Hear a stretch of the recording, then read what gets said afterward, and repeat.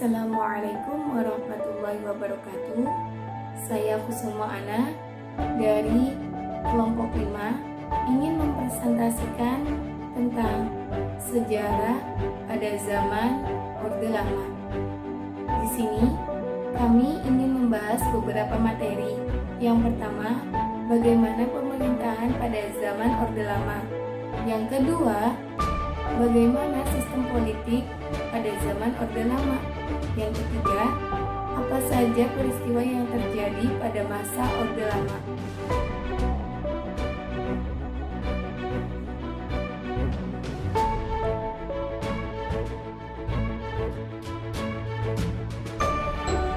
Langsung saja ke materi pertama, yaitu pemerintahan pada masa Orde Lama. Orde Lama adalah sebuah masa pemerintahan Presiden Soekarno.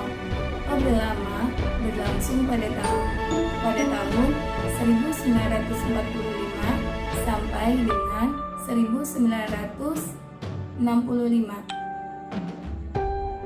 Dalam jangka waktu tersebut, Indonesia menggunakan sistem ekonomi liberal dan sistem ekonomi komando.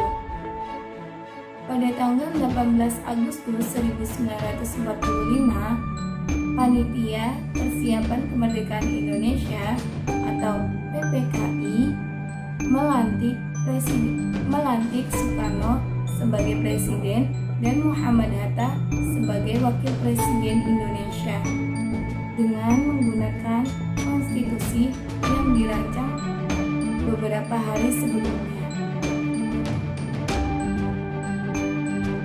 Secara umum, hubungan Muhammad Hatta sebagai wakil presiden dan Soekarno sebagai presiden sangat dinamis. Bahkan kadang-kadang terjadi gejolak konflik.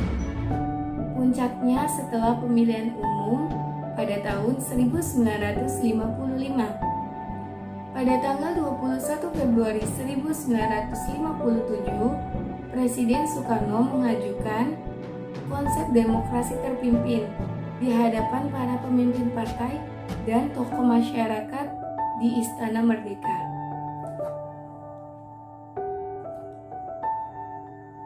Presiden Soekarno mengemukakan konsepsi yang pada pokoknya berisi tentang yang pertama, sistem demokrasi parlementer secara barat tidak sesuai dengan kepribadian Indonesia.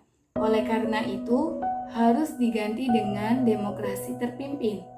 Yang kedua, untuk pelaksanaan demokrasi terpimpin perlu dibentuk suatu kabinet gotong royong yang anggotanya terdiri dari semua partai dan organisasi berdasarkan pertimbangan kekuatan yang ada di dalam masyarakat. Yang ketiga, yaitu pembentukan Dewan Nasional yang terdiri dari golongan-golongan fungsional dalam masyarakat. Dewan Nasional ini tugas utamanya adalah memberi nasihat kepada kabinet, baik diminta ataupun tidak diminta. Sekian presentasi dari saya. Untuk materi selanjutnya akan dilanjutkan oleh anggota kelompok kami. Terima kasih.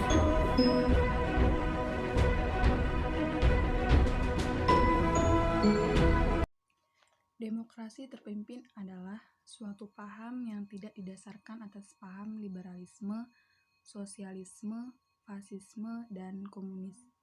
Akan tetapi, suatu paham demokrasi yang berdasarkan pada keinginan-keinginan luhur bangsa Indonesia yang tercantum pada pembukaan Undang-Undang Dasar 1945. Pada periode ini, Presiden Soekarno hampir memegang kekuasaan penuh.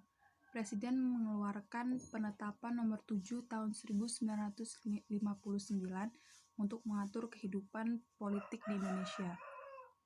Dalam masa demokrasi terpimpin, ada kekuatan politik waktu itu di tangan Presiden Soekarno dengan TNI AD dan PKI. Pimpinan TNI AD mendukung sepenuhnya diberlakukannya kembali Undang-Undang Dasar 1945.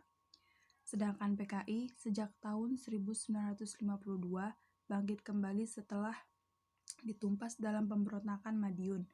Dengan menerima Perpres nomor 7 tahun 1959, partai ini mendapatkan tempat dalam tatanan politik. Politik pemerintahan zaman demokrasi terpimpin memang sangat menguntungkan PKI. Asas politik luar negeri bebas aktif pun diganti dengan doktrin politik baru yang mempertentangkan Nevos dan Aldefos. Asas politik baru ini digunakan dengan baik oleh PKI karena tidak berbeda jauh dengan paham komunisme.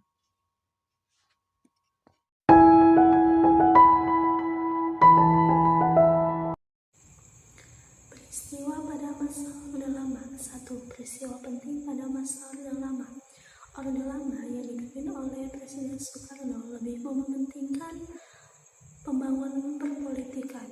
Penekanan pada pembangunan politik membuat munculnya berbagai macam ideologi politik yang kemudian ideologi tersebut berkompetensi dengan ketat untuk dapat diterima masyarakat dan diaplikasikan pada sistem pemerintahan.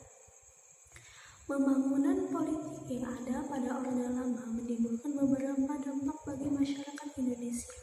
Konflik yang terjadi merupakan akibat dari perang ideologi menghasilkan peristiwa besar, seperti keadaan ekonomi keuangan pada masa Orde Lama amat buruk. 2. Gerakan 30 SPKI. 3. Super Semar atau Surat Perintah 11 Maret. 4. Dekret Presiden yang menyatakan Presiden Soekarno sebagai Presiden seumur hidup. 2. Dampak yang terjadi dari Orde Lama. Ada 2 dampak yang terjadi pada masa Orde Lama, yaitu 1. Dampak positif, 2. Dampak negatif. Adapun dampak positif yaitu keberanian menolak neokolonialisme dan neoimperialisme. Dampak negatifnya yaitu penyimpangan terhadap ketentuan UUD 1945 dan terjadinya peristiwa gerakan 30 SPKI. 3. Sebab-sebab berakhirnya Orde Lama. Masa Orde Lama berakhir disebabkan karena antara lain 1. Keadaan politik dan keamanan negara menjadi kacau karena peristiwa gerakan 30 September 1965. 2. Keadaan perekonomian semakin memburuk di mana inflasi mencapai 600%, sedangkan upaya pemerintah melakukan devaluasi rupiah dan kenaikan harga bahan bakar menyebabkan timbulnya keresahan masyarakat. 3. Reaksi keras dan meluas dari masyarakat